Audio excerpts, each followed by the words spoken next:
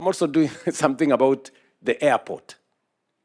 Let's be honest, Kenyans. Let's be honest. Yani, the airport we have in Nairobi is made of canvas. Inajengwa na hema.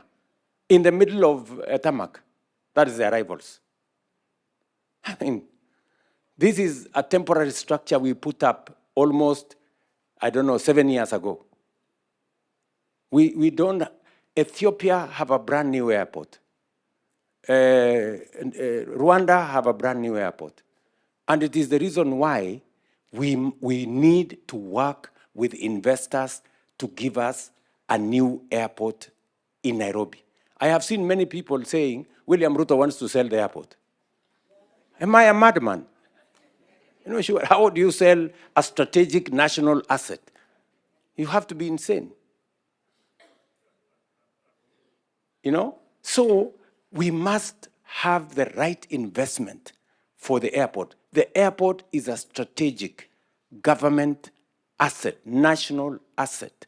What we want to do in the airport is to work under the PPP program. And people must understand PPP has the potential, public-private partnership has the potential to bring in private sector money, blend it with public sector investment to be able to create an outcome that brings win-win. Let me tell the people of Kenya, for example, let me give you an example. We are all celebrating the Nairobi Expressway. It nowadays takes 5 minutes, 10 minutes from the airport to Serena. True? Do you know that that Nairobi Expressway was not built with the government money? It was built by the private sector under the private-public partnership arrangement. And that is the model that we are going to use to extend the superhighway from Nairobi to Nakuru, to Eldoret, to Malaba.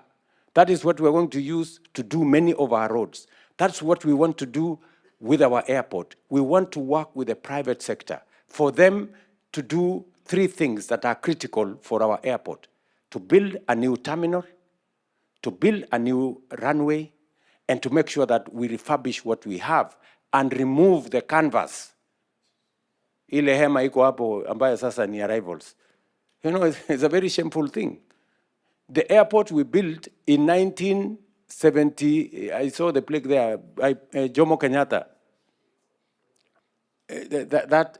Almost 50 years ago. Now, the capacity was 7 million passengers. Last year, we had almost 9 million passengers. We are actually 10 years behind schedule in modernizing our airport. Other countries are ahead of us. I want to persuade us as Kenyans. Let us not buy into fake news. Let us not buy into propaganda. There is no government that can sell a national asset, a strategic national asset like the airport.